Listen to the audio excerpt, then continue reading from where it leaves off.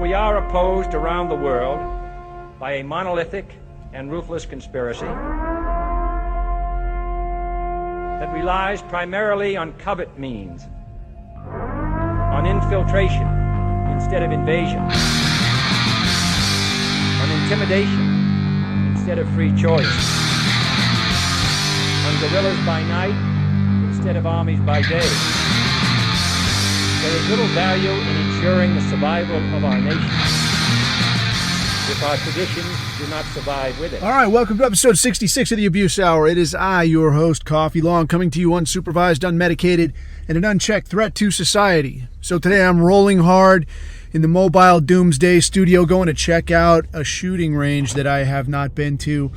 Because I went down the rabbit hole. The Ambrose, the white dog, who you might see once in a while in chat, dude sent me this article. I don't know if you call it an article. It was more like just I don't know, what do you call it? Like it's a thread posting, and it was on this site called Prep Hole, which I had never heard of. And like, I ain't really Mr. Prepper guy. Like, my thinking was always, I'll just take what everybody else has. Like, fuck you guys, right? But he sent me this thing, and it's this. So I guess this site is like a message board, and dudes just like post ideas and questions, and most of it seems to be kind of spurgery.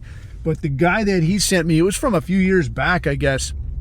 But it was a dude that had lived through the whole like early mid-90s Bosnia situation, and he's it was kind of money because the dude is like his English is kind of shitty, and he's like please I'm make very sorry for my bad English, but so he's talking the whole time, and the guy's talking about what it was like in Bosnia after everything went sideways, and it was like, no shit hits the fan, like you're on your own, Han Solo, like no power, no nothing, like worst fucking case scenario. And it was kind of, I mean, obviously not cool to be there, but it was kind of cool to see somebody talk through what their experience was like, in terms of, here's the shit that went down, here's the shit I wish I had, here's shit that proved to be really valuable.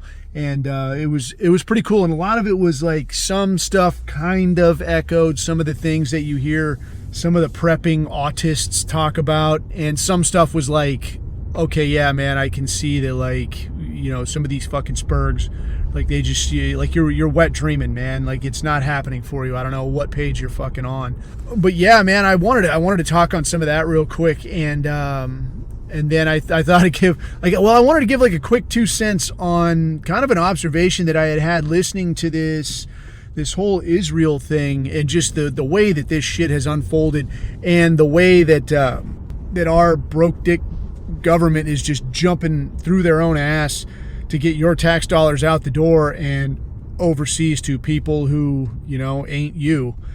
And then last, I wanted to talk through a little bit of my very, very minimal knowledge of long-range shooting.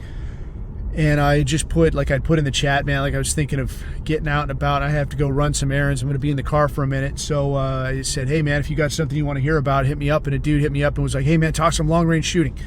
So, I will preface and say, like, I was never a sniper guy. But I do have, obviously I have some shooting experience. But again, I'm not fucking super sniper. I have some experience, and I'll talk through that, dude. So but first, man, I wanted to get back to this prepping tip. So what this guy was talking about was like, it was pretty fucking cool, the stuff that the way this guy was talking about. Look, here's how it went down, and obviously, like, your experience may differ, like, who the fuck knows what's going to go on where you are, and probably compared to Eastern Europe, wherever you live, the fucking states in general, every place is different than every place else, man. Some places are wide open, some places are packed with diversity, some places will probably just implode and become, imagine Seattle, dude. Imagine Seattle with the power off. Holy hell. Like, the place is already, it's already Walking Dead. Like, imagine it with no power. It's madness. Hopefully where I am, if things go completely pear-shaped, it wouldn't be too awfully bad. You never know, right? You never fucking know. But what this guy was talking about, though, it was kind of like that thing of like a little, then all at once, you know? So he's talking about, yeah, even on the news, they're saying like, no, everything's good, don't worry. And then a few people start getting concerned, and then there's a few people in the streets, and then, you know, the stores are like, hey, it looks kind of scant in here. And the next thing you know, like kablam, like everything's gone, everything's off, the banks are closed, power's going out. He's talking about the city was surrounded, and obviously there was like the political and religious situation there in Eastern Europe. And this guy was specific to be like, look, man, I think he said he's Catholic, but or Catholic or Orthodox. I don't fucking know, dude. I'm not, you know, again, I'm not your expert on religion anywhere, especially Eastern Europe. But he said, look, this isn't about that, dude. Like it becomes people just trying to fucking stay alive. So that's what I'm going to focus on. So what this guy was talking about then was like, first, a lot of looting, dude. Like you got to be careful of looters. And he's talking about like, you can't trust anybody, you know, like suddenly like your neighbors, but now like, I can't trust this motherfucker. I don't know what this guy's deal is. I don't know. Is he going to fucking just shoot me because he's got 10 kids or what, you know? Because if his kids are hungry, like who the fuck wouldn't, right? Like that guy over there he's stocked up nice, and it's just him and his old lady, and I got 10 starving kids. Like, yeah, sorry for your bad luck, Holmes. Like you could share or you can be done.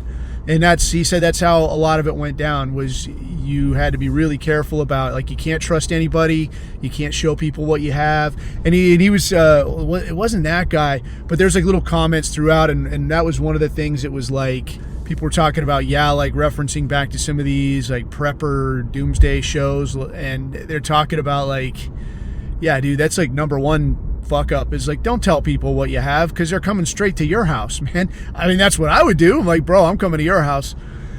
But he's talking about some of the oddball stuff that I thought was interesting was stuff like Bic lighters, dude. He's like, there's people that would go, like, they'll walk a long fucking way to just get fire on a stick and then walk a long way to get back with it. And obviously, like, you're taking chances the whole way. You don't know if you're going to get smoked, or, you know, if somebody's going to come out and try to rob you or just shoot you because they don't know what you're up to. He's like, you just don't know.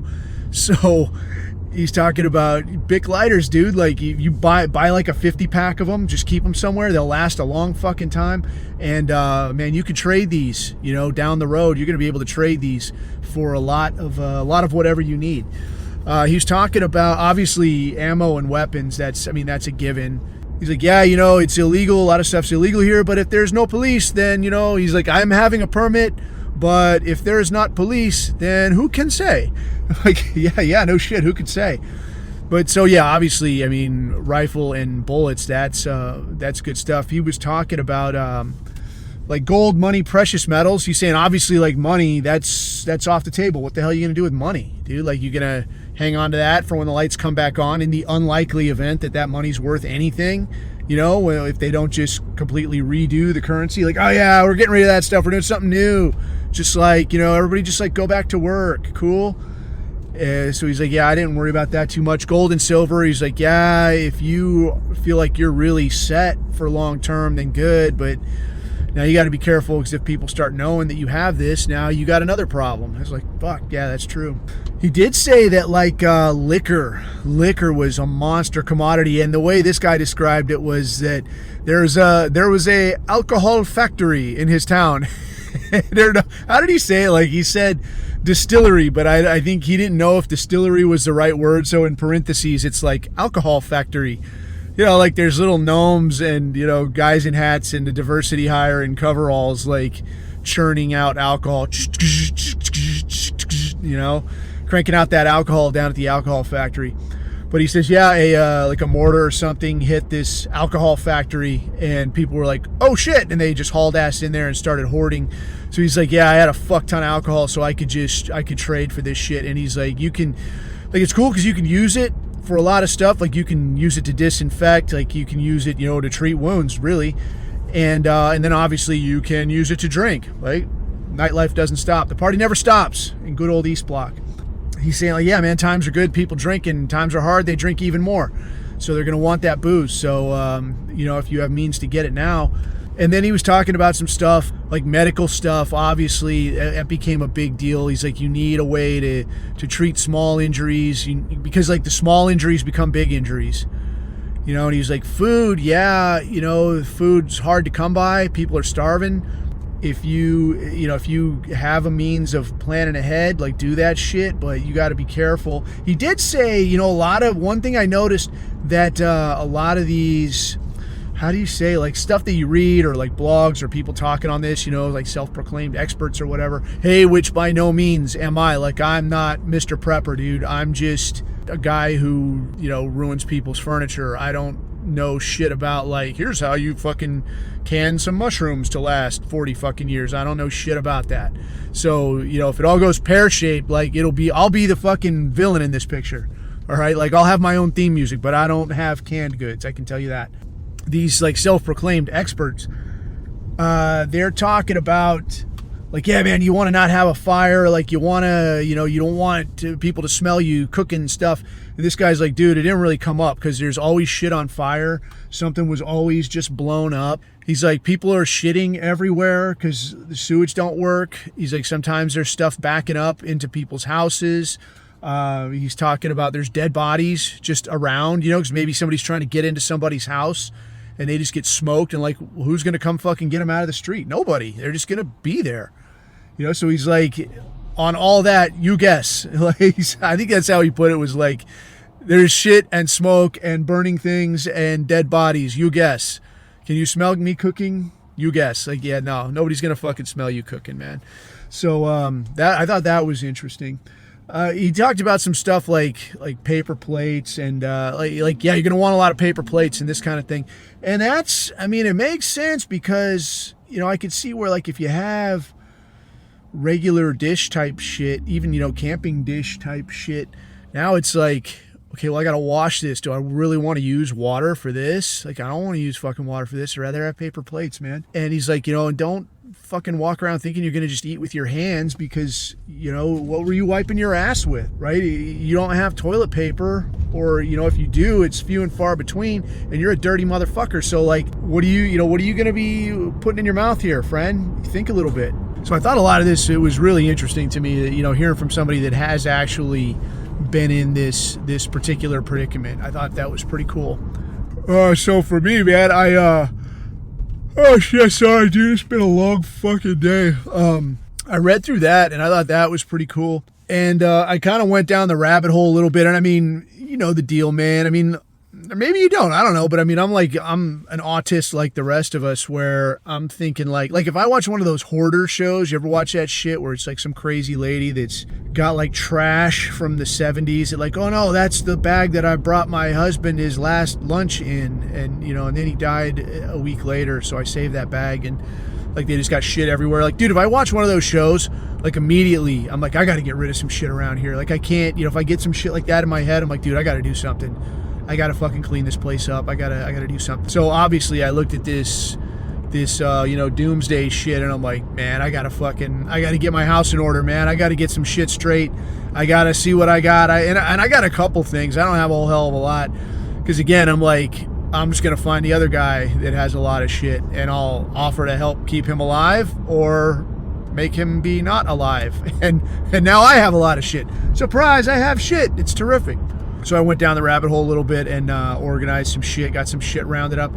And dude, I don't really have so much shit as I thought I did, man. And like the way this guy was talking, I read this guy's thing, and then he's got a couple of books out. And the guy's name is like Selko Grabovich or Begovich or some kind of itch. You get the idea. Selko something, Selco. But I remember you put that into, what do you call it there? You put that into the Scamazon machine, and it'll spit out his books. And he's got a couple, and like a dumbass, I didn't even know that I have one of them already on my Kindle thing account or whatever.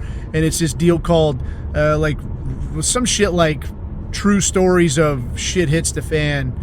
And I remember getting it like, yeah, that'd be good to read at some point. But like everything, man, like Antelope Hill fucking book club, you know, like I have all of these and I have read none of them. But it was pretty cool to pick that up and see what that guy said. But then I picked up this other book. I got a hold of this audio book, And I was like, yeah, it looks, it's like one of those top of the list deals. And I was like, yeah, I'll take a look at this. And listening to it, it immediately became, I don't have it in front of me, man, because I'm driving, obviously, and plus I don't care enough. And I'm not going to recommend it to you because it's a little bit on the corny side. But this dude, it's like a former Air Force SEER School instructor, which SEER School, dude, I will tell you I'll come to that in a minute. That's actually a really good time. But this guy is talking about, like getting his prep tip on, and it's basically like his plan, sounds like I've got some stuff to stay alive for a little while, and whether that's him and his wife and kid or whatever, but then from there, he's going to walk it off to some place that he's got picked out. And he's talking about like, places where people would be renting out, VRBO or what's that other shit? Fucking Airbnb, like cabin type shit, like sort of off the grid type shit, like out of the way. Like he wants to be off and alone. So I don't know if he's planning to just infiltrate one of these places or if he's planning to, like, if he's got his own place. Like, dude, if you can afford like a cabin in the woods, like probably you're fine anyway. You could afford to just haul ass. Oh, and that was the other thing that Selco East Block guy said was like, somebody had put a question like, hey, what if you had a lot of money and what if you had da-da-da-da? He's like, well, if I had a lot of money and a lot of resources, my first course of action would be to just leave. Like, I'm not fucking staying here. I'm going to go somewhere else where everything isn't all fucked up. I was like, oh, well, there you go. So, if this guy's got, I've got my cabin in the woods. Like, bro, I just get a cabin on the other coast. Like, get a cabin in another country. Get a cabin in fucking Mexico. Whatever. Get a cabin somewhere fucking else. So you can just cut away and be the fuck gone. Anyway, though, Air Force guy is talking about, like, yeah, I got my cabin in my woods, and I got, stock up there for 6 months to a year. I'm like, motherfucker, if you've got that kind of cheese, like, you got no reason to even be fucking concerned, man. I'm like, I don't have that kind of money, and I'm not hurting. But I'm like, I don't have that kind of money where I'm picking up a little cabin off somewhere safe or, just hanging back. And I got a year's worth of stuff stocked up over there. I'm like, no, dude, who the fuck can afford that? But then, the guy kind of goes on to basically poo-poo every other fucking idea that was like, oh, you're going to bug in? You're just going to wait for everybody to come and loot you? Oh, you're going to shoot at them? Oh, you hope you plan on staying awake forever? It's like discussing prepping with a sorority girl or something. Like, what is this, dude? Like, what are you talking about? And especially after just reading through this guy who basically lived that shit. And in fairness, this guy, the East Block guy, had said, like, yeah, it was probably a little bit easier out where, people had like farms and they could grow shit, or, you have access to the wildlife, or you can move a little more freely. He's talking about, yeah, man, where I was, it was pretty fucked up. Like the situation was such that we couldn't move freely. I was kind of stuck there.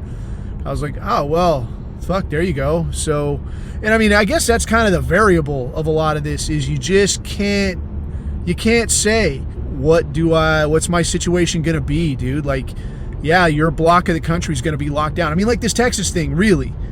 In the event, in the highly, highly unlikely event that it escalates beyond all expectation, I mean, what if it becomes a thing where like the federal government somehow gets in there, or National Guard somehow gets in there, or Texas National Guard, and suddenly it's like, yeah, you can't really move freely. There's a lot of checkpoints. You're allowed to go here or there. You can't use these roads or those roads because those are federal roads, and you're a fucking Texas outlaw or some shit. And it's like, all right, well, I didn't plan for this. This doesn't fit into my one-size-fits-all fucking bug out to a cabin in the wood plans. So in that sense, I thought it was kind of interesting that, like, yeah, man, you have to kind of consider, you have to stay a little bit flexible in terms of, like, what the fuck might go on here that I haven't really planned for. But for me, I immediately went out and bought, like, 3 large handles of the cheapest possible vodka, which was... I had never shopped for cheap-ass vodka before, so, like, you could get, like, I don't even know what you call this, a handle, a big damn thing of vodka for, like, $12 I got it. And I was like, holy shit, dude, like, this is cheap investment, because I could legit see, like, yeah, if shit goes sideways, like, I can trade this cheap-ass vodka for some extremely valuable shit. But who the fuck knows, right? So I just kept that shit on hand, and I was like, yeah, all right, cool, man. I'll stock that someplace. And who knows, dude? You know what would be hilarious? I get all this shit put together, and then, I die of old age, and people are rooting through my shit, and they're like, what the fuck was wrong with this guy? This fucking guy's, like, got a mad stack of vodka. Like, what is this guy fucking planning to do? Just gonna sit up here and drink. Gonna sit in the attic and drink my ass off. Like, hooray, fabulous.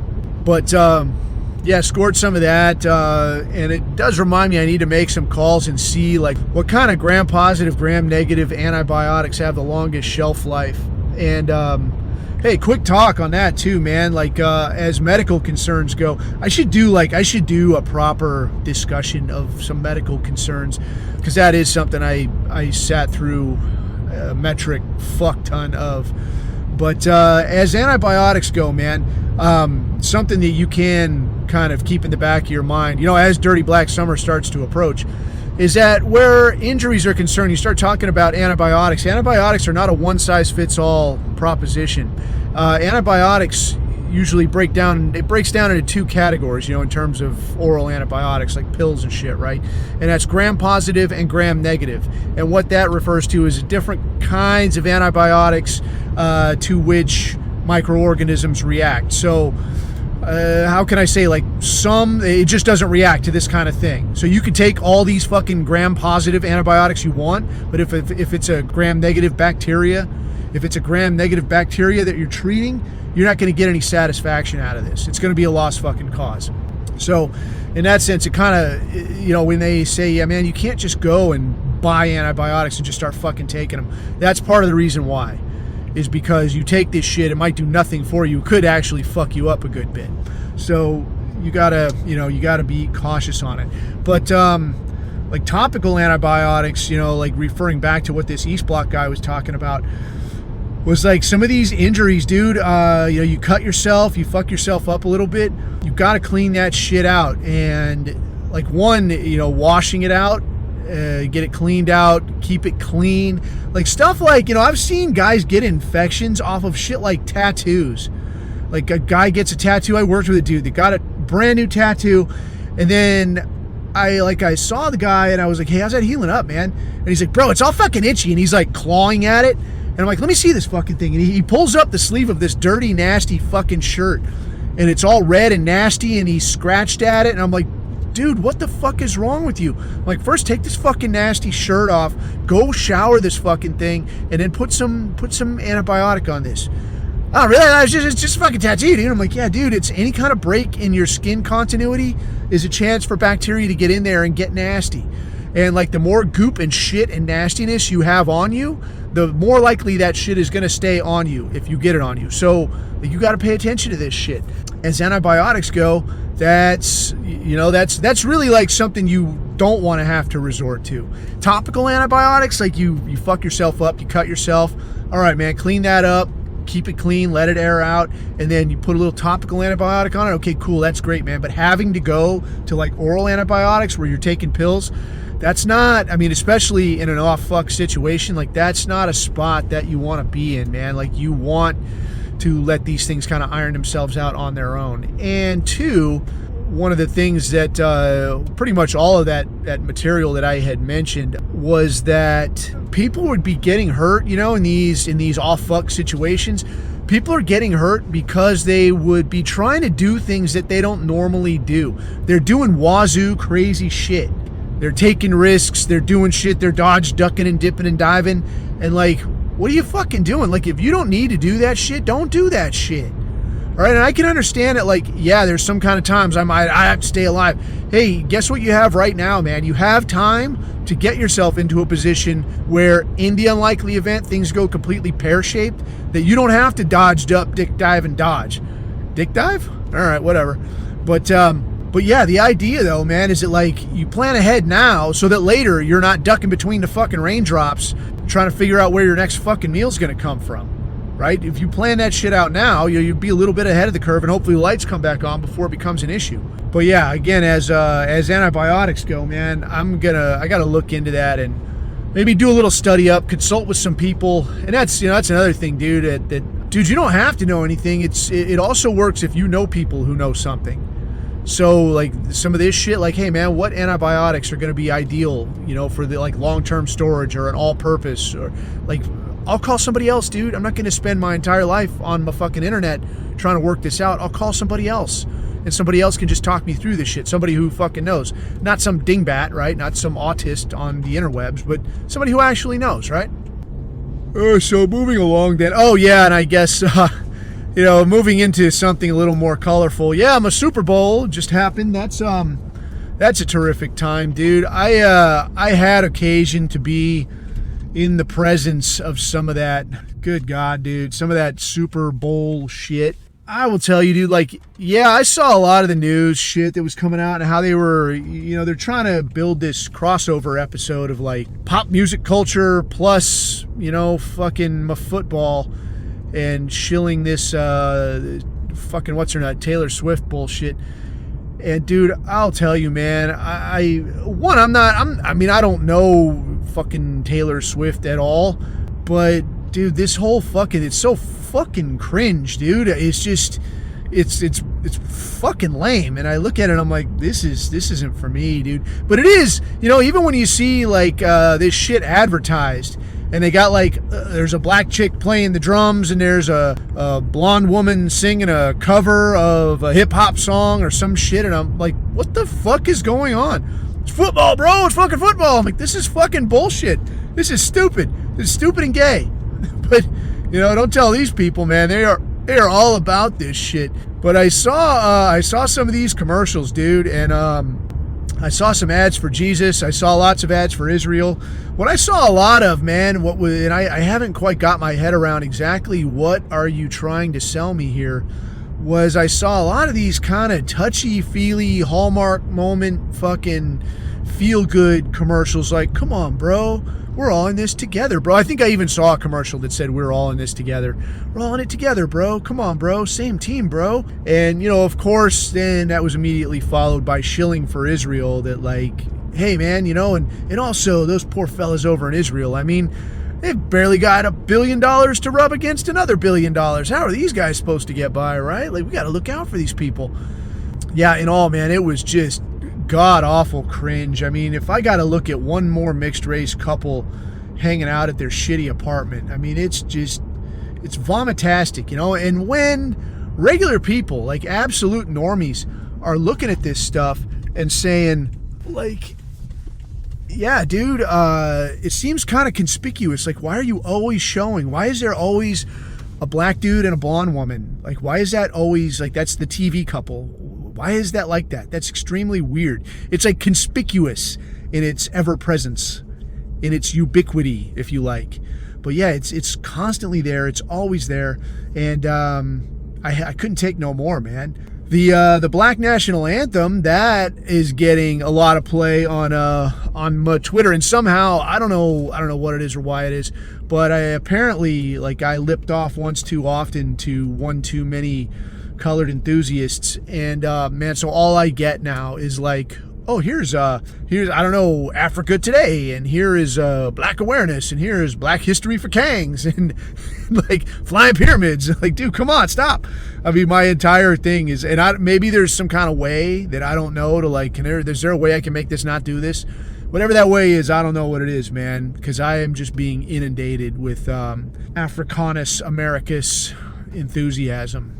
All right, so sorry for I had to get a little delay there, man. I had to step away and do some stuff, but I'm returning to you not live from my secret underground lair, and we can continue on with some of these items. I wanted to go over, I wanted to hit on some of the domestic hilarity. I also wanted to hit on some of this international stuff, and one of the dudes in the chat had asked for a few quick takes on the Tucker Carlson Putin interview, so I wanted to hit that as well. I mean, dude, as always, man, there's so much weird shit going on. I mean, it's where do you even start? But I guess to start domestically, dude, there's been some pretty solid hilarity happening out there. Top of the list, it has to be Joe Biden, man. This guy is a fucking balloon head deluxe. Like, one, just the fact that this guy's running again. I mean, that really takes the cake, if you like. But I think this Putin interview really, it kind of brings into contrast just what an asshat this guy is, man. And I'll kind of get into some more takes on the Tucker Putin interview here forthwith. But I mean, this poor bastard, dude. I mean, there was the mistaking of the president of Egypt, or the whatever you call it, prime minister of Egypt, for the president of Mexico, and then just, I had lunch with some guy that's dead, and just all kinds of crazy stuff, man. I guess all in all, like the overall political situation in the States is like, I hear like a lot of talk between like, is it going to be Trump? Is it going to be Biden? Oh my God, will they wheel in Big Mike? Will they bring out Gavin Newstein or whatever, And it's like, is any of these choices better than the other? I mean, from our side of the fence, the only real appeal of Trump, I guess, is that Trump is not these other guys. I mean, these other people are saying pretty openly that, like, yeah, I plan to rob you. I plan to dispossess you. I plan to have your kid I plan to have your son in a skirt, and I plan to have your daughter on OnlyFans. Like, these people are pretty straightforward. I plan to replace you, dude, with somebody from Haiti who can't speak English. I plan to have, whatever bus your parents are on crash into another bus, and everybody's going to die in a fire because that's who I'm bringing in, man. Enjoy and pay up, If the only virtue of Trump is that he's not these other characters, like, is that really anything to spend your time on? I mean, I can't say I'm really planning to vote, and I don't know.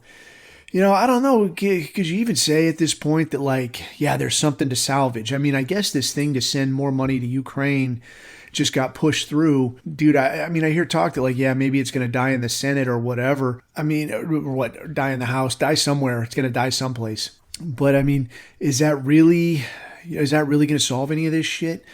I mean, anything that anybody does, I mean, it's roadblocked at either end. So it's hard to say, like, is anything either a waste of time or a lost cause or even a disingenuous effort to kind of float it to you and say, like, look, see, I'm trying. When, like, dude, whatever you're doing was never going to go anywhere anyways, because these people just don't give a shit. But I guess this Mayorkas character, he also got impeached through the House, I guess, and then the talk there is that, well, yeah, that's going to get squashed as soon as it moves along. And I guess historically, I've seen some stuff saying that, like, historically, when the House impeaches somebody, I think there's only been like one other cabinet member in the 1800s that's ever been impeached.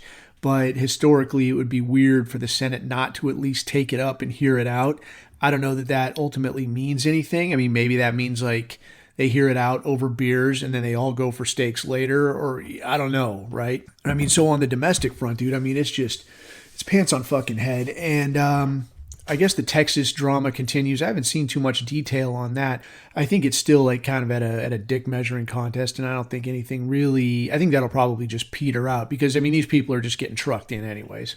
I did see a copy of one document where the governor of West Virginia, I believe it is, was calling on the vice president to initiate, is it Article 25? Is that the deal where the president is incompetent to maintain his office? I don't think that's too far of a stretch. I mean, if you've seen this poor bastard walking around at all, and I guess maybe that's part of, like, it's part of the deal, selling your soul or some kind of shit of, like, I don't know. I mean, I could kind of see how that conversation would go down where, like, hey, you're going to sell your soul. You're going to get what you want and then some. Like, you want to be a senator? Guess what, dude? You're going to be president. Oh, really? Oh, wow. Yeah, but guess what? You're going to stay in that fucking spot until I say you're done. Like, well, yeah, but why would I ever want to leave, right? Like, this is exactly what I wanted. Yeah, you say that now, dude. But I mean, when you can't remember your own fucking name, when you're bobbling around and making a complete fool of yourself. I mean, during that guy's moments of clarity, he's got to know that he hasn't got shit on the ball, dude. I mean, he's got to know, like, dude, I got to go out there again and make a horse's ass of myself in front of the entire civilized world.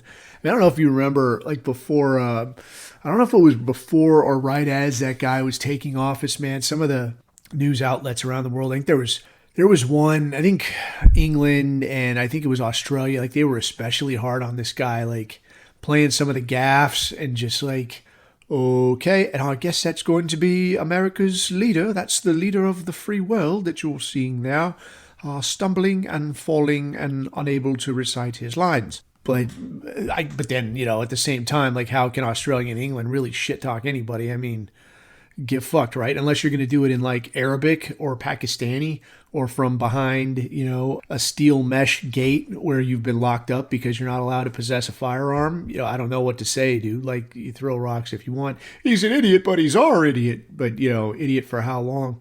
Anyway, so one thing I did think was interesting, though, is that something I remember from years past is that this point, before an election, usually the rhetoric and the advertisements and the debates and all this shit is like hot and heavy, and people are, there's discussions and forums and town hall meetings and, after school specials and the whole deal about like, what's it going to be? How's it going to go? But so far this year it's been like nothing, fucking nothing. And, obviously it's by design, and I couldn't say is that just because you just don't want to talk about this fucking guy? I don't know. It would seem like if I was a left-leaning sort, like you would at least want to field somebody that had their act together, that you could be like, look, our guy's got his shit together. This guy over here, like, what the fuck is this guy doing?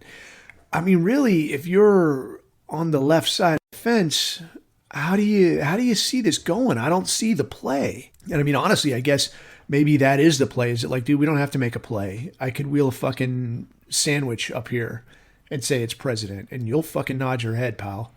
You'll say like, yeah, I trust the sandwich. The sandwich knows best. All hail sandwich. Because otherwise, man, maybe that's your ass. And I don't think we're there yet. We're definitely not there yet. But that is one other thing that somebody had mentioned in the chat. I think it was the dude redacted 1856, if I'm not fucking up your screen name. Sorry if I am. I'm sure I probably am. But the dude mentioned like, yeah, man, it might be a good time to revisit some anonymity concerns, some online security concerns. So yeah, man, I'll hit that as well as we move along. But I want to get some of these room temperature takes out there for your listening pleasure. As far as what shakes out in the short to medium term, man, who knows, dude? I think it's weird because it almost feels like there's weirdness out there, but it's like that quiet before shit gets really fucking hectic.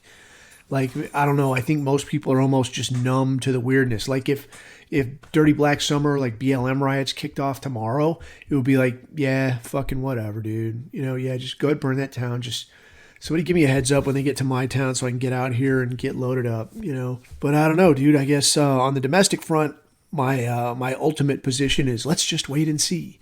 Looking overseas then, dude, I just saw, like right this second before I started recording, I guess Israel and Lebanon are starting to go at it like good and proper. I guess Israel launched a bunch of shit into southern Lebanon, and I guess, apparently that's where Hezbollah stages out of. And I'm sure that there's, people that would say, well, Hezbollah, that's not actually Lebanon, and Lebanon doesn't control Hezbollah, and maybe Iran does, or it doesn't, or whatever. And I kind of want to, how can I say, dude, clarify through unclarifying, I guess is the best way I could describe it. And here's how I mean, man. Here's a comparison I will make.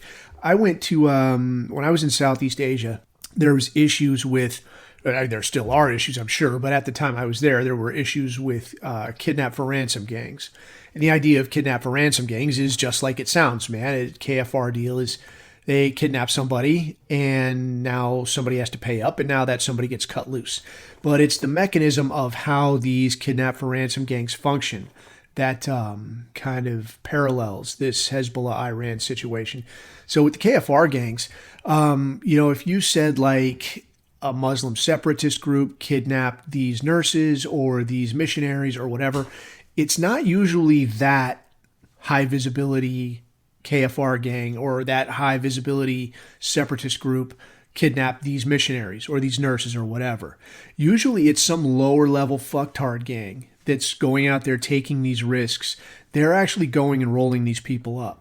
So they'll go and roll them up. They'll go to, like, if there's missionaries doing, whatever, giving polio shots to villagers somewhere. They hear about it. They show up. They snatch these people up.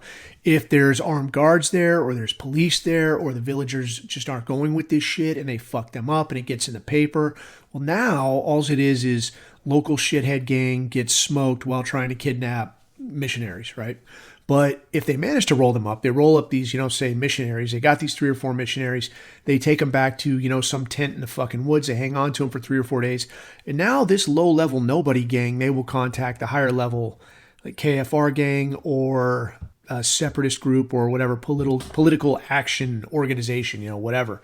And they'll figure out how they're going to hand them over to them.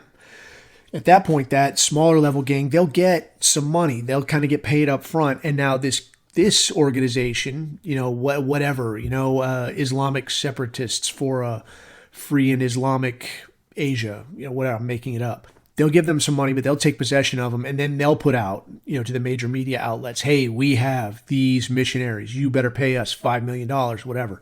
So that $5 million, that didn't go to that low-level gang. Maybe they got a couple $1,000, whatever. When this higher level, higher visibility organization takes custody of these people, that's when it becomes like, hey, we want $1 million, $2 million. We want release of this guy from, country X or whatever. We want him cut loose and returned to his brothers and whatever the fuck, right? So that's kind of the flow of this thing. And the idea here is that, one, that this higher visibility gang has access to these media outlets. They have the phone numbers of these major politicians. They can call and say, hey, give us this money. We will no shit. Cut this guy loose. We throw straight dice. You pay us this money. We'll cut these missionaries loose. Everything will be on the level. All right, lower level gang doesn't have that. They don't have the horsepower to keep a guy alive out in the woods for the month, the year that it might take to negotiate this thing. Right? They don't have the standing to say, yeah, if you do pay us, we will cut the guy loose because we have a track record and we throw straight dice. Right? It might be like, yeah, dude, you get paid, and then how do we know you're not just going to kill him anyway? How do we know you're not going to ask for even more money? You don't know that. So it's going to be a lot harder for that lower level gang to get a deal worked out. So the reason this works, in this comparison is because if this lower level gang fucks up, if they get smoked, if they slip up and, they've got something in the background, people figure out where they are. Now these guys get pinched, they get jammed up, they get shot. This higher level organization could say, hey man, we didn't have shit to do with that. I didn't tell them to do that shit. They did that on their own. Whatever these people are doing, it's their business. I don't know these fucking people. So in that way, it protects that higher level organization. These lower level people are taking all the risk. All right, they're smaller. They can move more freely. If they get caught, it doesn't have repercussions at a higher level. But it's these lower level guys taking this risk, and it's sort of like a wholesale thing in reverse, right? Like the lower level guys, they're the wholesalers, and they're selling it up the chain this way. The same way it works there is kind of what you see with this Hezbollah, Lebanon, Iran situation. This way, Iran maintains plausible deniability. And to what degree they are involved or aren't involved, I don't fucking know. I will imagine that they're involved to some level. If they weren't, I mean, if you were in Iran and, you've got a shot at destabilizing Israel a little bit, don't you think you would be like, hey, maybe we should get some guys on the fucking ground, make some friends, see if we can, exert a little influence. If it goes well, I want to be able to take credit for it, right? If it goes to shit, I want to be able to push it off on someone else. But if it goes well, I want to be there like, yeah, that was us. We were behind that. Yay, look at us. Yay. So these higher level organizations, like a state level actor, like a Lebanon or an Iran, they're going to maintain that separation. And Hezbollah is going to function, or even, smaller groups, like whatever little separatist group, like some guy acting autonomously. There is coordination, and that's well and good. But for us in the West and, through European eyes, it's, what we see is like, if you're not wearing the patch or you're not wearing the uniform, well, then are you just acting completely alone? Like, no, there isn't really a completely alone. There's always a level of like ominous dominus. You're going to have to get permission if you're going to pull this shit. Like, you can kind of think of it like the drug kingpin kind of thing. Like, you can't just show up and start selling on some corner. That corner belongs to somebody. You're going to have to fucking get permission. But then if you get pinched, like, you're on your fucking own, right? So kind of looking at what's going on right now, Israel doesn't really have that same latitude, dude. Whatever Israel does is fucking Israel, all right? So if they bomb a hospital, they bomb a refugee camp, hey, that's not separatists, that's not lone wolf, that's not spin-off actors, that's not an extremist faction, it's fucking Israel. So in that way, they are, well, you would think hamstrung a little bit. You would think that would kind of keep a leash on them. But what you see with these people is like, they just don't give a fuck, dude. They are doing whatever the fuck they want to do. And like I said last time, man, I really believe that this is the point where they're willing to exchange that Holocaust card. Like, they're cashing that shit in. Like, you're never going to be able to say you're the eternal victim again. And they're kind of like, yeah, that's fine, dude. I don't need to be eternal victim. I just need to fuck everybody up. And that's how they're proceeding. but it does kind of put them in a tight spot vis-a-vis all the people who don't see the way those things work. So if you're blowing up and I'm not saying that like Israel, I'm cool with anything they're doing. What I'm just saying is like this is how it appears to people that aren't so sharp on how this whole thing is. People that started paying attention in October, right?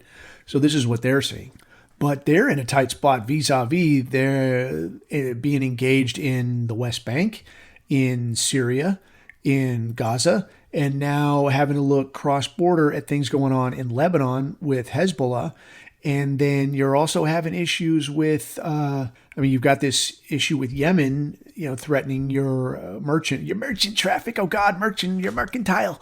You've got that to be concerned about. You've got Egypt and I mean to whatever degree Egypt is ever going to kick anybody's ass. I mean, I think it's comes across like a lot of bullshitting and flag waving, but I mean, they've been staging and mobilizing and consolidating and this shit for, it's got to be months at this point that like Egypt is sick of it. Egypt isn't, oh boy, I'm telling you, one more step. Oh buddy, one more inch, friend. And I don't know. But now I guess the last thing I just saw today was that Egypt is starting to stand up some areas where I'm going to guess that they're going to set up some kind of a refugee type thing where they take in these Palestinians, because these Palestinians, man, have been pushed all the way into, I think it's the south end of Gaza, to a place called Rafah that's right on the border. And Egypt has had it blocked off, where like you can't come in here, you can't just cruise across the border to where we're at. But it's become a deal where it's like 2 million people wedged into this fucking place. And Israel's just started bombing the shit out of it. So now if you're Egypt, you got to look at like, okay, well, am I going to be the anvil to Israel's hammer and just sort of facilitate this genocide? Or am I going to like let these fucking people in? We'll figure out what to do after. So I think that's what they're probably going to do, is let whatever's left of these people in. And then if they ever do anything, who the fuck knows, man? I mean, I honestly don't think they'll ever do anything. I think they'll leave it for somebody else to start. Lebanon, I guess there's rockets being fired into Israel, like what I just saw just now from Lebanon, but they're not really saying, I'm not seeing like, is this through Hezbollah? Is this under the flag of Lebanon? Like exactly who's doing this? Like what's the situation here? But it does seem like things are escalating. So the Lebanon front is escalating. The Egypt front stands to escalate. The Syria issue is always there. And the only real thing I think that is keeping Israel from getting absolutely fucking smashed is the threat that the U.S. wades in and just fucks everybody up. And increasingly, it's becoming apparent that the U.S. doesn't have the assets or the stones or any of this to really fuck up anybody anymore. I mean, we have missiles, we have tech, we have battleships, we have submarines, we have aircraft, but we also have all this stuff manned by diversity hires and increasingly repaired and maintained with outdated everything. Like, dude, everything is old, everything is broke. Nothing is rolling off the line like brand new, ready to rock and roll. Dude, even when I was we had helicopters that we called the whistling shit can of death, because it's like you get in, man, and who knows how you get out. Like you might go up okay, but there's just no guarantee you come down okay. And when you see something leaking and you're like, hey, boss, is it supposed to leak like this? And the aircrew guy is like, oh, yeah, that means it's full. If you don't see it leaking, then you can start to worry. You're like, God damn, dude, it's not a way to live. You know, whether we do have a superior capability to any of these people, that's up in the air. And what they think about it from their end is also up in the air. So we don't know what they think about what they see. And we also don't know, like, regardless of what they see, whether they have the stones to ever do anything about it in the first fucking place. So, I guess time will tell. And I really think, like, whichever way the U.S. ends up having to jump, whether it's towards a Russia or towards a China or towards a Middle East or, what, dude, like what is going on, or even stand up more capability inside the U.S. because we're being absolutely fucking overrun. Overrun, and then you've got this deal of like these smart fuck, the Republicans that are like, oh, I have a funny idea for a joke. I'm going to put all these immigrants on buses and send them to all the major cities. How you like that? Is that funny? Well, yeah, it's funny for like 5 minutes, dude. And then it's like, hey, dickhead, you just seeded the entire country with people who don't like the people who are from here. Like, what the fuck are you doing? I mean, honestly, you could almost look at that as part of a much larger plan. Yeah, man. So I think really it comes down to like, which way is the U.S. going to have to jump? And, I think of it traditionally that when a new president gets in, that usually the first thing he does is some kind of decisive action somewhere to sort of set the tone that like, hey, look, I'm the new sheriff in town. Don't fuck around on my watch. And, as it is right now, like Joe Biden, like his only real decisive action is like, I'm going to decisively go put my hand up some girl's skirt. Like that's his decisive action, from all appearances. But other than that, man, I mean, that guy ain't calling any shots. I think everybody knows it. So everything's getting a little bit loosey-goosey. I think whoever gets in next, like who knows? I mean, Trump is kind of a wild card, dude. Imagine like a Gavin Newsom, if a guy like that or Gorilla Harris, if she gets in there, the absolute shit sandwich that would ensue. I think they would imagine themselves just smart enough to like, yeah, I'm going to put my foot down. I'm going to set some motherfuckers straight. And whichever way they jump, man, everything else is going to break fucking loose. Like you jump towards fucking China and like, yeah, we're going to mass out there. We're going to fucking show them, bro. Fucking Taiwan, bro. Hands off, bro. Like, yeah, great. You got all those assets there. Guess what's going to happen to fucking Israel? And while you might think that like, yeah, dude, Israel has a very firm hand on our government, it's really hard to tell, man. Like, it's really hard to tell what is the whole desired end state. Because this is what I was thinking of, when I look at this whole picture. Like, there's what's going on in Asia, what's going on in the Middle East, what's going on in Europe. And then you look at the U.S. and so much of this shit hinges on what goes on in the U.S. And one of the main reasons that the U.S. is able to remain as such a powerhouse is because of just the nature of the geography. That there's an ocean on one side, there's an ocean on the other side, there's a big fucking desert kind of right in the middle, and then there's all these motherfuckers with guns. So when you look at this, you'd look at like, yeah, dude, the U.S. is kind of a formidable situation, but the U.S. is also a fairly enviable piece of real estate. So if you look at like in Israel where things are becoming increasingly fucked up, like what if just the real estate Israel is on, they're like, you know what, fuck this, we want to go somewhere else. Well, where could you go? Well, I don't know. What's one of the best pieces of land on the planet? What has oceans on both coasts, mountains throughout, kind of helpless allies to the north and south, like, Mexico and Canada. And the only real problem with setting up shop in the U.S. is you, white man. You're the real fly in the ointment here. If you weren't here, they could just wade right in, set up shop. I mean, you've got your materials, you've got your production, you've got shipping going both ways, and you're sitting real pretty. So maybe there is a component, I ain't trying to like predict too much, but is it really beyond the realm where like, yeah, man, we just topple this U.S. situation, we truck in all these weird third worlders, these white people, we get as many of them as we can, we send them to war, we sort of push them out of the economy, we take the place over, we set up shop, you've got in-house third world labor, you've got rail lines running east to west, you could ship from both coasts, this place is a merchant's paradise, right? Everything you want, everything you need. What could be better than that? And if you really want, you could probably build some kind of a major thoroughfare between here and the Panama Canal, I guess, if you really wanted to, and work things that way. I don't know. I mean, it's just an idea, and but I don't know. Judging by the way things are going, I'd say it's not completely outside the realm of possibility. So I don't know. I guess we'll see what shakes loose.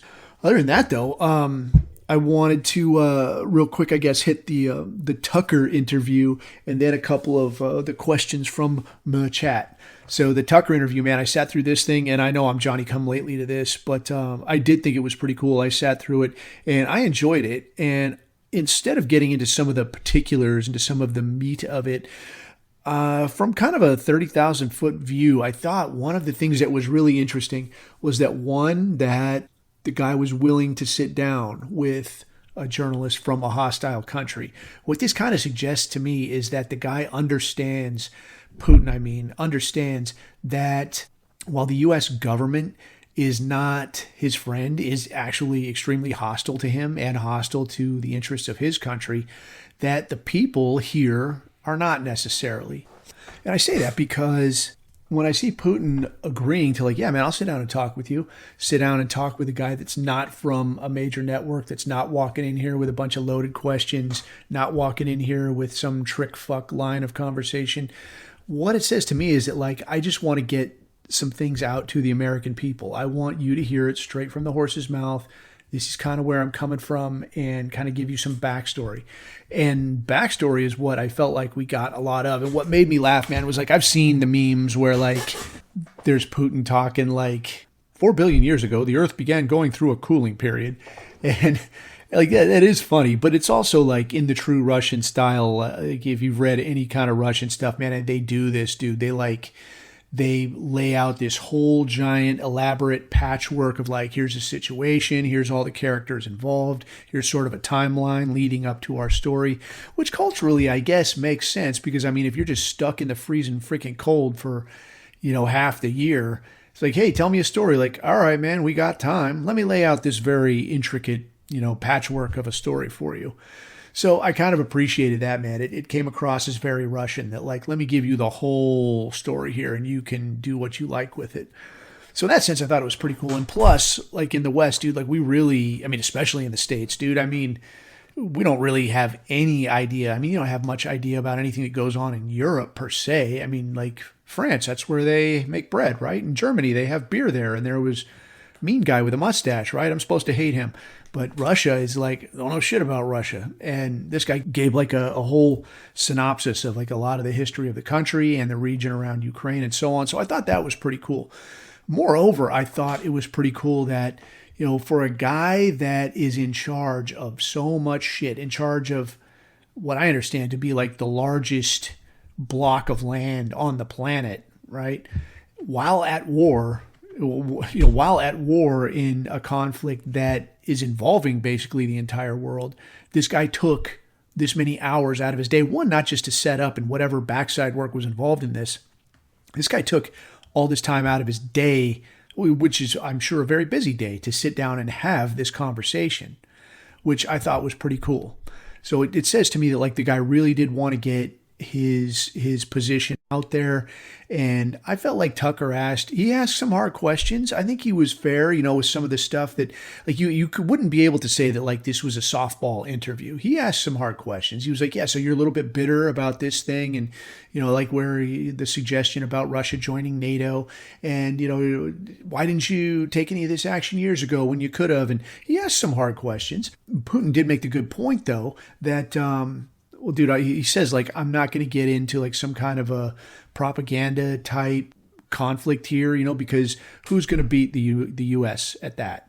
If you're going to try to get some kind of talking point war out there, I'm not going to engage in that, because the U.S. there's not a way you can win on that front. So he really just kind of laid out his position, and in a lot of ways just sort of left you to figure it out on your own. Like, look, here's the situation. Like, what do you think about it? I did think it was pretty interesting insofar as the guy really kind of put it out in a way where it would be really hard to give, for the U.S. to send support to Ukraine while at the same time sending money to Israel. It's hard to do that with a straight face. I don't know to what degree he does or doesn't appreciate the fact that the U.S. government is going to do whatever the hell they want regardless. It was kind of interesting that, like, he's talking about, like, look, dude, we have historical, like, long-running history of owning this block of land. And he's talking about, like, the western part, like this block over here in Ukraine. We didn't even own that. That was part of Poland. Maybe Poland just comes and takes that back. So, like, obviously the guy is not approaching this from a perspective of, like, yeah, I just want more land, dude. Fuck you. What are you going to do about it? It comes across, and whether it's genuine or not, but does come across as like, look, dude, this has been ours. This is something that's been ours. You people are wading into it and presenting a threat on our doorstep. So this is what we're doing. So in that sense, I thought it was about as good of a look as you could hope for. But moreover, I've thought this, whenever you see interviews with Russian politicians, with Lavrov, with Medvedev, whenever you see these guys, you hear them talking, Like, these guys aren't talking from these rehearsed, shitty, canned little talking points. Like, a guy asks a question, these people answer that question. They entertain a little bit of the in the weeds nuance and like, well, kind of this, sometimes that, but everything they answer is like, God damn, the guy makes a good point, man.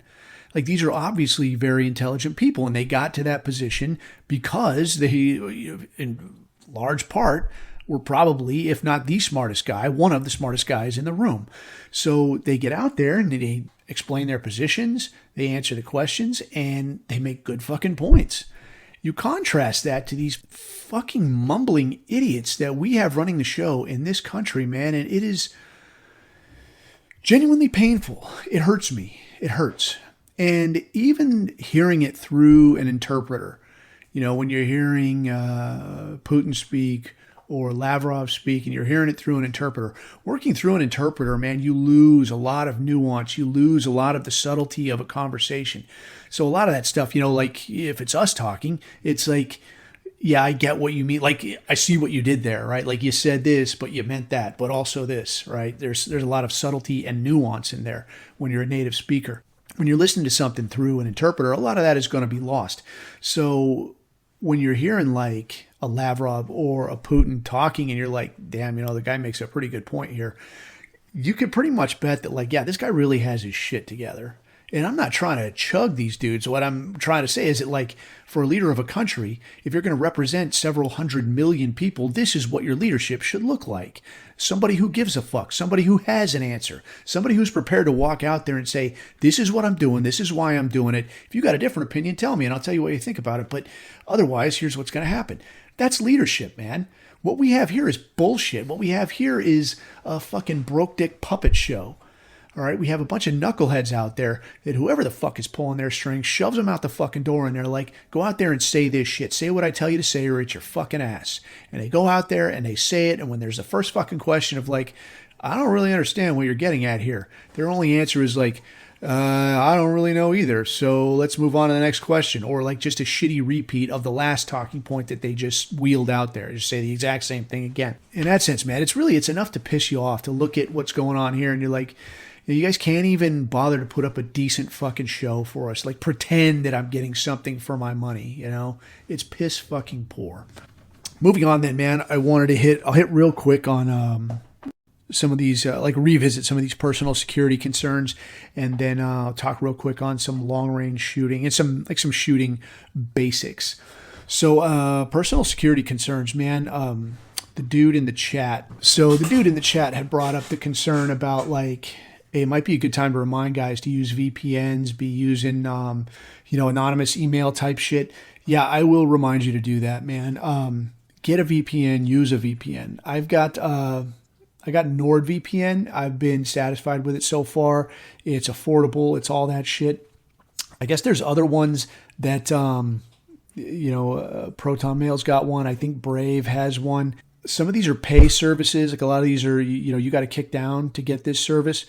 If you're doing that, like, be aware that every one of these VPN services, it'll say right in their user agreement that, like, hey, if law enforcement inquires about, like, we need to take a look at what's going on here, we're gonna comply. We're gonna comply with my law. So for you, obviously that means, like, don't do anything fucking illegal. Don't do anything stupid. Don't call for, don't suggest, don't plan, don't do any of this shit. Don't joke over my interwebs about doing some kind of shit that's going to get you hemmed up, all right? That's going to put you under the microscope. Just don't do that shit. To caveat that, what I will say is that I don't know to what extent there are or are not bad actors out there that are willing to, like, say hypothetically some guy works at Google or some guy works at, hypothetically again at NordVPN or at any of these VPN services that somehow has visibility on your data and then somehow forwards it to some group that wants to throw a brick through your window. All right. I don't know that that's not a possibility.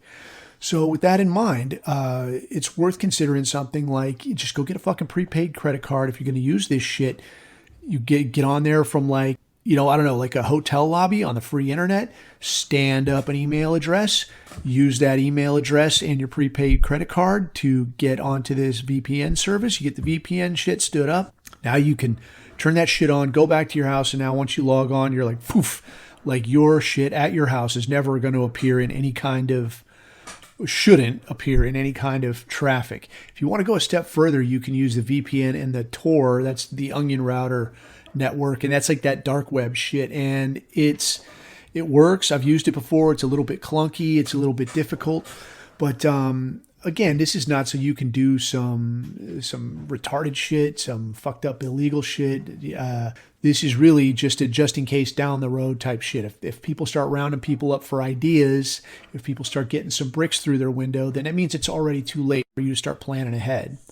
All right. Some other things that you can do: get the fuck off social media, man. And if you've got, like I had for a long time, and I still have a Twitter, but if you've got like an Instagram or a Facebook or any of that kind of stuff, then you can have that kind of stuff, but don't have your face and your name and your address and pictures of your house and pictures of your kids and where you work and all this shit, man. Don't have that shit, dude.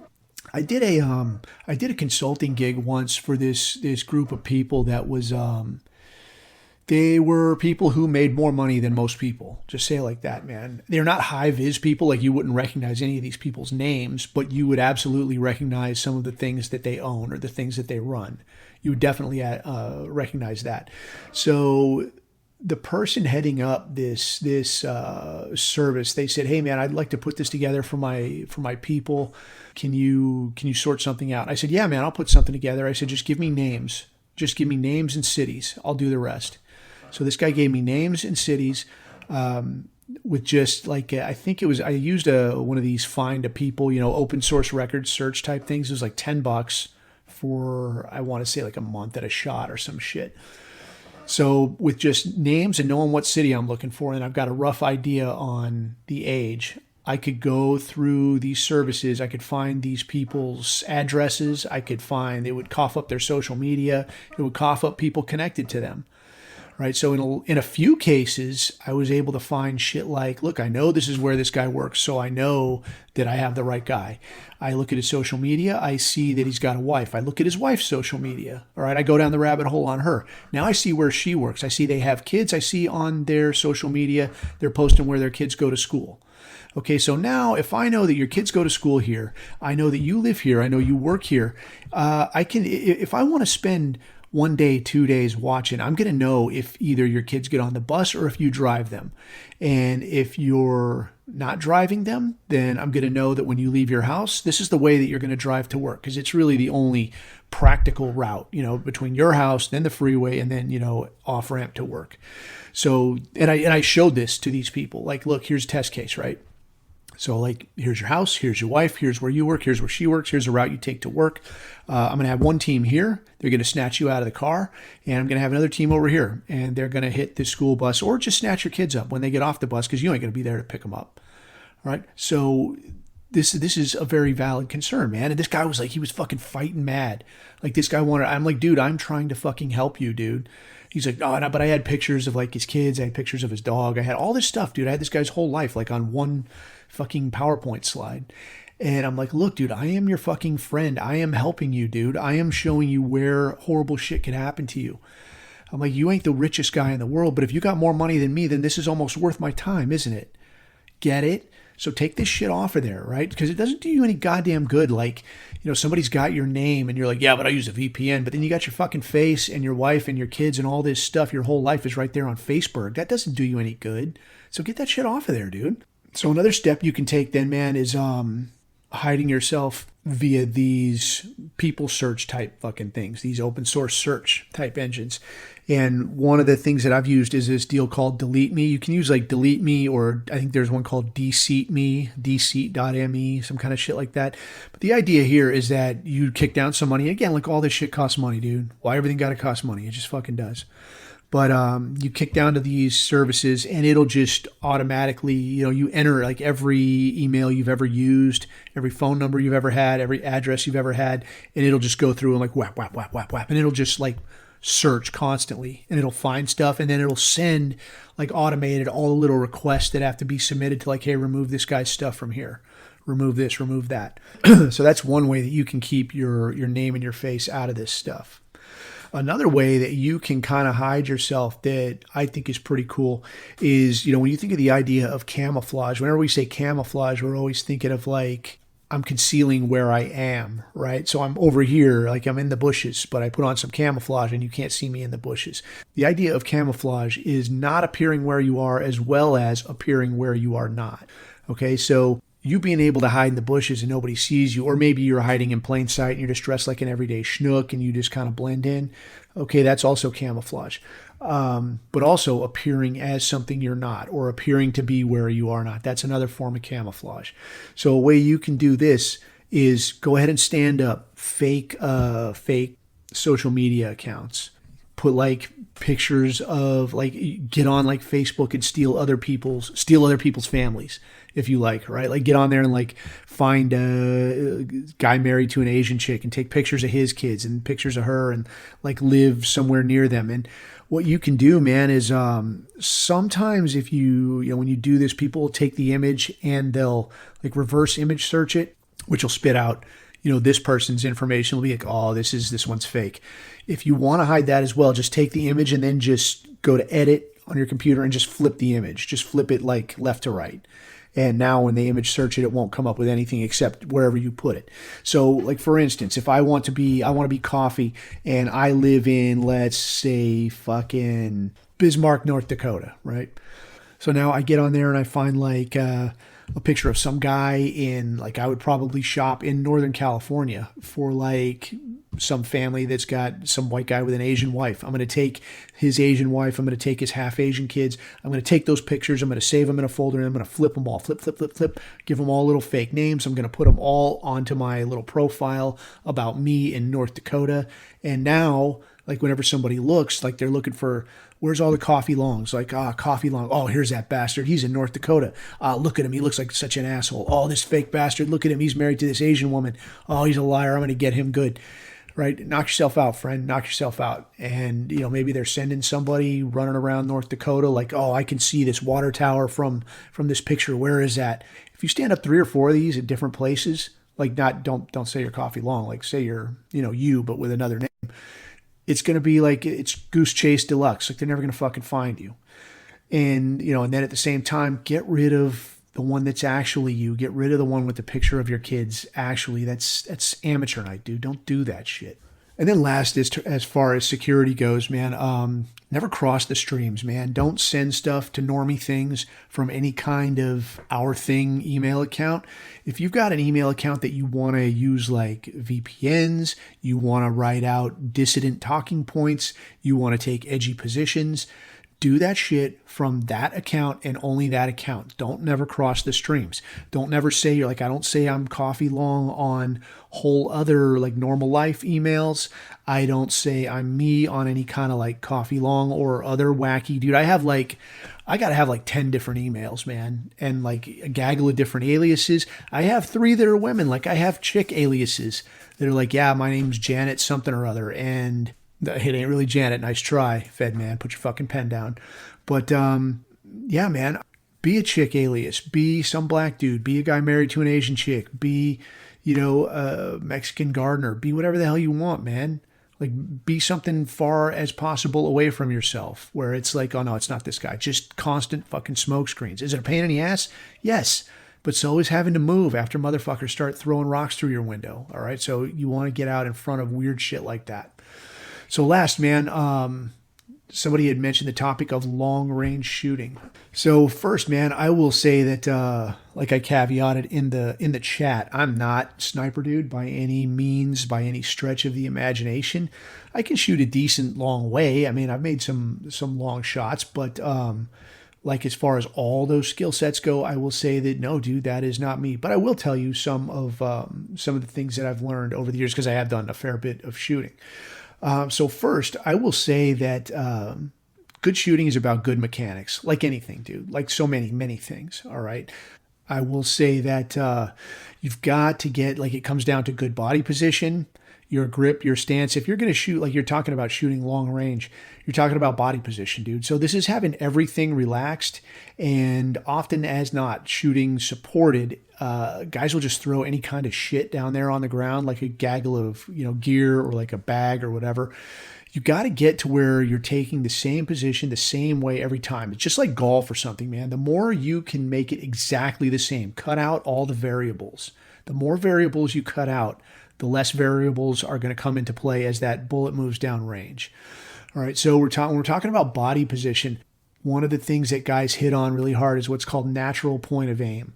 So you get out there, you get all laid out, and now the idea is you're getting your same cheek weld, the same eye relief, so the same everything. The cheek weld is where your cheek rests against the buttstock, right? So the same everything. Now you take a couple breaths, now shut your eyes, keep breathing a little bit, now open your eyes. As you look through your optic, or even if you're using iron sights, you look again, you should be aiming at the exact same place. If you're not, it means that you're using muscle power to put those sights on target. All right, so you get on target, take a few breaths, shut your eyes, and when you open them again, it should be right at the same spot. So now in terms of taking the shot, the idea here is that you don't just look and like, yeah, I'm lined up over the target and pull the trigger and off you go, bang. All right, that won't make the cut. You know, like up close, like shooting inside a structure or shooting, inside 20, 30 meters or something. Like, yeah, you can just say like, I'm going to shoot now, I'm going to shoot now, I'm going to shoot now, right? Just bang, bang, bang, right? It's not going to have that much of an impact. It's going to work more the way you would imagine it would work. Shooting long range it's a different feel altogether. So it's like a kind of a process. So the way that I learned it was sight alignment. If you're using iron sights, you're lining up your sights as they should be lined up. If you're using an optic, which is ideal, then it's just, just get your cheek weld where you can see the optic clearly. Sight picture is where you want that sight in relation to the target. So if you're going to train to like, I aim at the bottom edge of the target or I aim right dead center, whatever your thing is, do it that way, but do it that way every fucking time. So you've got sight alignment, sight picture, you've got your good body position, you've got your good cheek weld, everything is the same way as you always do it. And now when you get ready to take your shot, the idea here is that you're all lined up here, and now you come off safe and you take some breaths. And the way I learned it was like breathe, breathe, breathe, all the way in, halfway out, and that's going to give you like a real nice setup. And now you can start your pull. So you got your hand not squeezing tight, not loose and sloppy, but you got your hand just comfortably gripping the trigger the way you might hold a bird, right? Like you're holding on to it so it can't get away, but you're not squeezing the fuck out of it, all right? And now with your trigger finger, that's the only thing that moves. That's the only thing that adjusts. So all this other shit stays absolutely stone still, absolutely the same. And you start that nice, smooth trigger squeeze, right? So that's the only thing that's moving. Squeeze, squeeze, squeeze, squeeze, squeeze. And when the shot goes, it's what we call surprise break. So it should be a surprise when that shot goes. So sight alignment, sight picture, squeeze, squeeze, squeeze, front sight focus, and then squeeze, bang. And now there's what you call follow through. So the shot goes, and now your mindset is, I'm just going to like lay here and feel it go. All right. If you get in the habit of like, bang, and now I'm going to look, oh, where'd I hit? How'd it go? Don't do that shit. Just let it go. Like your whole body is relaxed. And you got to be mindful of this, because what guys will do is they'll be ready to take the shot and they'll be focused on what they're seeing. They'll be focused on their breathing, but they'll do things like what dudes would call toe fucking the gopher hold. They're like digging with their feet in the ground, like pushing off their toes. And anything that you're doing, any kind of muscle movement that's like untoward or burning any kind of energy or moving at all, it can affect your shot. So you don't want anything to move. You want to be completely still with the exception of just that trigger finger. That's the only thing moving.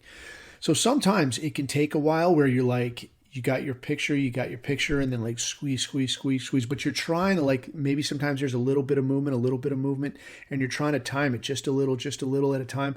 But you'll start to feel like, dude, I need to breathe. So if that happens, just let off and take some breaths, because one of the first things to go when you're trying to take this shot and you're holding your breath is going to be your vision is going to start to be affected. So the way this works is that like your body needs to stay alive, right? You need oxygen to stay alive. So when your body starts feeling that like, hey, I have an issue with the oxygen levels, right? What'll happen is it'll start shunting blood away from extremities. So if you're just holding your breath for a little while, it's not going to become such an issue, all right? But it does start happening. And one of the first things to go is your eyes. So it starts shunting some of the blood away from like, yeah, man, we don't need to be looking so much. We don't need to be feeling with our little fingers. All right, so you'll notice that's why, like, if you hold your breath a long time or if you hyperventilate, something crazy, it fucks up the oxygen levels, like in your distal extremities, and your fingers will get tingly, right? Because things aren't functioning the way they're supposed to. Your body's not completely sure what's going on. So it starts shunting blood away from those distal extremities. So that's where your vision comes in as well. So it's going to be like, you'll start looking and you're like, I'm focusing. Fuck, where'd the target go? Oh, fuck, where's the sights? That means you need to breathe, dude. So just reset, take your finger off the trigger, take some breaths, lay there for a second. Don't just like, and then get right back on the gun. All right, so get your good breathing pattern. All the way in, halfway out, off safe, finger on the trigger, good sight picture, squeeze, squeeze, squeeze, squeeze, bang. And now follow through. Just lay there, let it go. And now look and see how it came out, all right? And then reload, recock, and go again if you need to. So maybe next time we'll talk through some current concerns on like urban sniping and observation, building a good spot to shoot from. I just wanted to go over some of the basics that'll get you a good long-term shot. I mean, I think a lot of cats will go out and buy some really expensive, like a really expensive gun or really expensive optics, and at the end of the day, all you really get is a gun that shoots better than you do. Like some of the heaviest hitting snipers in history are shooting off like shit guns, right? So if you get to a spot where like all your mechanics are perfect, then getting a really nice gun is just going to make you that much better. But start with the mechanics and go to the gun after, all right? So that's all I have for this time, man. We'll see what we talk about next time. But until then, man, feel free to leave this where somebody can find it. You want to hassle me, I'm on the Twitter at coffee, I think _long14. And, of course, on the Telegram at The Abuse Hour and accompanying chat. Come in, talk some shit. This crummy show is also available wherever shiesty product is sold, the Spotify, the Apple, whatever. Until next time, man, keep your eyes on the horizon. Keep your neck out of the noose. I have been Coffee, and these are my takes.